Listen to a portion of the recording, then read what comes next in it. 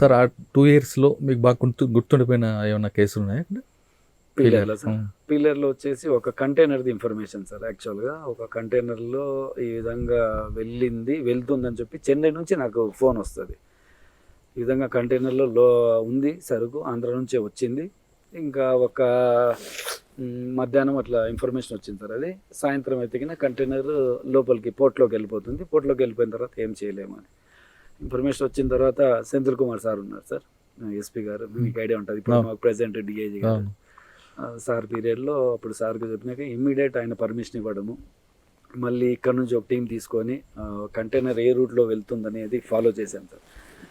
Follow చేసి మధ్యలో miss అయిందనమాట. ఫాలో చేసిన తర్వాత ఇన్ఫార్మర్ కూడా మిస్ అయిపోయింది, సిటీలో మిస్ అయిపోయింది. తర్వాత 2 వీలర్లో ఫాలో చేయడము, 4 వీలర్లో కావడం లేదు, ఐడెంటిఫై అయిపోతుంది, డౌట్ వస్తుందని చెప్పేసి 2 వీలర్లు పోయిన తర్వాత దానికి ఒక జీపీఎస్ అటాచ్ చేయడము తెలియకోకుండా.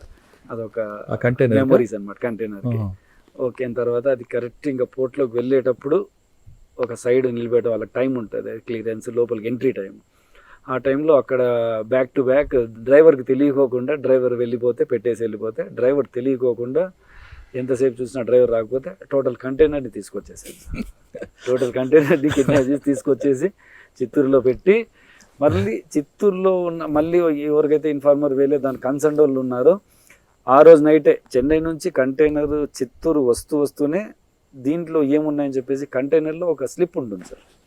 ఒక స్లిప్ ఏమంటే దాంట్లో పీలేరు యొక్క అగ్రికల్చర్ ఇది ఉంటుంది కదా కమిటీ, దాని ఒక స్లిప్ ఉంటుంది. దాంట్లో ఒక రైస్ అని చెప్పేసి క్లియరెన్స్ ఇచ్చింటారు. ఆ యొక్క స్లిప్ వల్ల ఇది ఎవరు పంపించారు, ఎవరు క్లియర్ చేశారని చెప్పేసి కంటైనర్ ఇక్కడ చేరే లోపల కడప సంబేపల్లిలో ఉన్న ఎవరైతే కంటైనర్ నింపి పంపించారో వాళ్ళందరినీ తీసుకొచ్చి స్టేషన్లో పెట్టేసింటాం నైట్. ఎవరు మీ వాళ్ళు? టోటల్ నేనే పంపించేసి ఇన్ఫర్మేషన్ ఇవ్వడం, మళ్ళీ ఇంకొక ఇన్స్పెక్టర్ పంపించేసి నేను తీసుకొచ్చే లోపల వీళ్ళందరినీ తెచ్చి పెట్టేసాం ఐడెంటిఫై చేసి.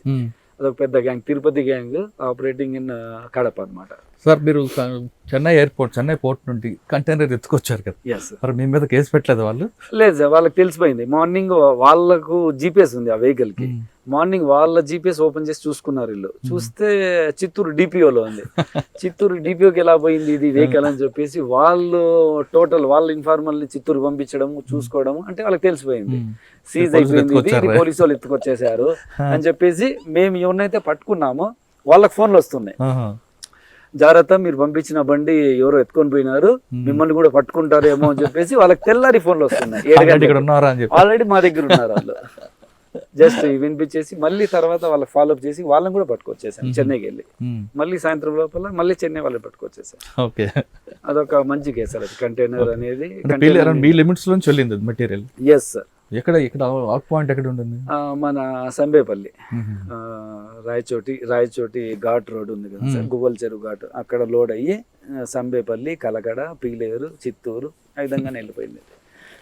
కానీ చెన్నైలో పోయిన తర్వాత నాకు ఇన్ఫర్మేషన్ వస్తుంది నా ఇన్ఫార్మర్ ద్వారా, ఏదో ఇట్లా వచ్చింది సార్, వీళ్ళు ఇటు మాట్లాడుతున్నారు, వెళ్తుంది అని చెప్పేసి. మా ఎస్పీ గారు సెంథిల్ కుమార్ సార్ ఆయన పర్మిషన్ ఇవ్వడం ధైర్యంగా, అప్పటికప్పుడు టీమ్స్ 2 ఇవ్వడము, అది బాగా సక్సెస్ అయింది సార్. దాని తర్వాత ఎక్కడికి వచ్చారంటే పీలర్ నుంచి ఇంకా మీకు తెలిసింది ఇంకా కుప్పం ఎలక్షన్స్ అని చెప్పేసి హార్ట్ సీట్ ఇంకా ఆఫీసర్లు కుప్పానికి ఖచ్చితంగా పోవాల్సిందే అని చెప్పి చెప్పడము, కుప్పం ఎలక్షన్స్లో పనిచేశాను సార్. మరి కుప్పం ఎలక్షన్లో మీరు ఎందుకంటే వాళ్ళ మీద చేసుకున్నారు? లేదు సార్, ఇంకా పోలీస్ ఇమేజ్ సార్, అది చెప్పినాను కదా సార్, ఫైటింగ్ కాకని పోలీస్ యూనిఫామ్ అంటే అంత ప్రాణం మాకు. ఎందుకంటే బ్లడ్ మాకు పోలీసు తాతల నుంచి, ఫాదర్ నుంచి. తర్వాత చిత్తూరు జిల్లాలో ఆ విధంగానే ఒక రెస్పెక్ట్గా మనము పోలీసింగ్ చేసుకుంటూ వచ్చాము. ఎందుకంటే లా అండ్ ఆర్డర్ కాపాడే క్రమంలో అది ఎవరైనా సరే సార్, అది చట్టాన్ని గౌరవించాల్సిందే. మనం వన్స్ లా అండ్ ఆర్డర్ కాపాడుతూ వాళ్ళకు డిస్పర్స్ చేసేటప్పుడు వెళ్ళిపోవాలి. అతను పోలీస్ యూనిఫామ్ని తాకడము, దానివల్ల కొట్టే పరిస్థితి రావడం సార్, అంతే. అంటే ఆ ఎఫెక్ట్ మీకు మొలకల చెరకు వచ్చిందా? ఎఫెక్ట్ అని చెప్పలేము సార్. అక్కడ నుంచి తర్వాత ఎలక్షన్స్ అయిపోయాయి, సక్సెస్ఫుల్ అయిపోయాయి.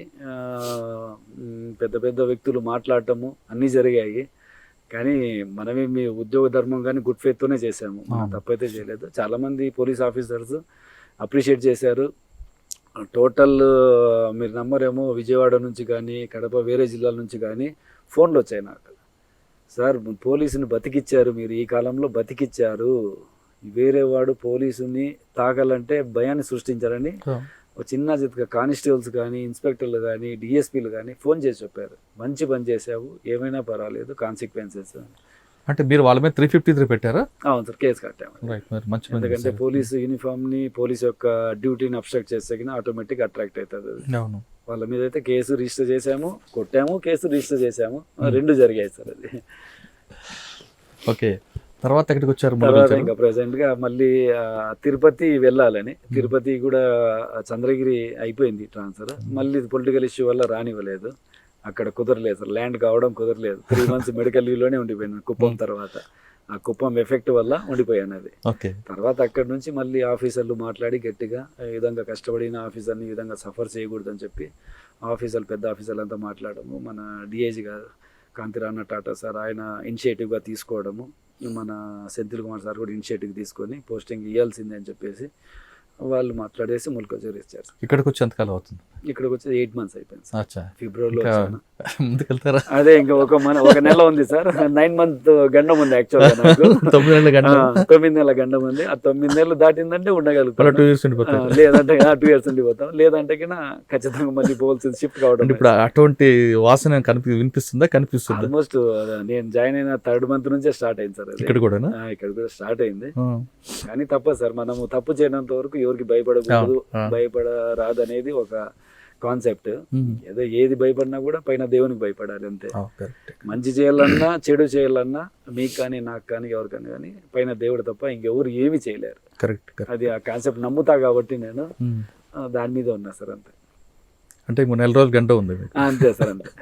ఎందుకంటే పోస్టింగ్ లేకున్నా కూడా వేరే ఆఫీసర్లు ఉన్నారు సార్, ఆఫీసర్లు ఏదో ఒకటి ఇస్తారు, లూప్ లైన్ ఇస్తారు, దగ్గరుండి పని చేయడానికి ఉంది. పోస్టింగే మనకు కావాలి, లాండ్ ఆర్డర్లో ఉండాలనేది అది పని చేసేవాడికి ఎక్కడైనా పని ఉంటుంది. పోస్టింగ్ లోనే ఉండి దాంట్లో ఏదో చేసుకోవాలనేది అయితే కాన్సెప్ట్ లేదు. పోస్టింగ్ ఇచ్చినారంటే దాని తగ్గట్టు ఆఫీసర్ కి నమ్మకంగా పనిచేసి పెడతాము. పోస్టింగ్ లేదంటే దాంట్లో ఉన్నంత ఎక్కడుంటే అక్కడ పని చేయడమే సార్ అంతే. ఇప్పుడు ములకల్చర్లో క్రైమ్ ఏముందండి? ములకల్చర్ పీస్ఫుల్ సార్, అది పొలిటికల్గా కూడా తర్వాత క్రైమ్ పరంగా కూడా నార్మల్గా ఉంది. కొద్దిగా డిస్టర్బెన్స్ ఉండేది నేను రాకముందు పొలిటికల్లీ, కానీ ఇప్పుడు టోటల్ సెట్ రైట్, ఎవరంతా వాళ్ళు సెట్ రైట్ అయిపోయినారు. ఎందుకు ఇవన్నీ పనులు జరగవు, మనవి పోయినా కూడా పనులు జరగవు, సైలెంట్ ఉందాం, కొంతకాలం కామ్గా ఉందాము, వెళ్ళిపోతాడు కదా అని ఉన్నారు. వెళ్ళిపోతారని వెయిట్ చేస్తున్నారు సార్ అంతే.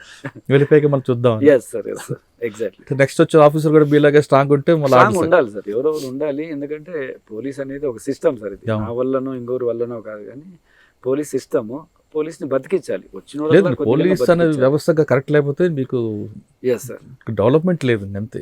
ఎందుకంటే ఇన్ని నాకు అడ్డంకులు వచ్చినా కూడా ఆఫీసర్లు అనే వాళ్ళు, పెద్ద ఆఫీసర్లు ఉన్నారు, వాళ్ళకు తెలుసు ఎవరు హార్డ్ వర్కర్, ఎవరు సిన్సియర్, ఎవరు హానెస్ట్ పర్సన్, ఎవరు ఎంతవరకు పోలీసింగ్ని కాపాడగలుగుతాడు, ప్రెస్టేజ్ కాపాడగలుగుతాడని. సో ఆఫీసర్లు అయితే నాకు వెన్నంటి ఉన్నాడు, సపోర్ట్ ఉన్నాడు సార్. నాకు తోడున్న ఆఫీసర్లకు అందరికీ ధన్యవాదాలు. యాక్చువల్గా మీ పత్రికా ముఖం చెప్తున్నాను, టోటల్ చాలా మంది ఆఫీసర్లు నాకు ఇప్పటికీ హెల్ప్ చేస్తున్నారు సార్. ఎన్ని కష్టాలు వచ్చినా కూడా వాళ్ళే నాకు హెల్ప్ చేస్తున్నారు. సార్ ఫైనల్గా చెప్పండి, మీ గోల్ ఏంటండి? ఇప్పుడు నా గోల్ చాలా సర్వీస్ ఉంది, ఎస్పీ వరకు వెళ్ళే అవకాశం ఉంది. నథింగ్ సార్, గోల్ అయితే ఏం లేదు. దీంట్లోకి వచ్చేసాము, ఇంకా బయటికి వెళ్ళలేము. దీంట్లోనే మంచి పేరు సంపాదించేసి పబ్లిక్లో పోలీసు అనేది బతికించాలి, పోలీసింగ్ అనేది బతికించాలనేది ఒకటే సార్. అవకాశము దొరికినప్పుడల్లా, లాండ్ ఆర్డర్లో దొరికినప్పుడల్లా ఆ పోలీసింగ్ని బతికిస్తున్నాము. మేము చేసే పనుల వల్ల ఇంకా వాళ్ళు అప్రిషియేట్ చేస్తున్నారు, పబ్లిక్ అప్రిషియేట్ చేస్తున్నారు పోలీస్ని. అంతే సార్, ఉన్నంత వరకు పోలీస్ని బతికించాలి అంతే. ఓకే,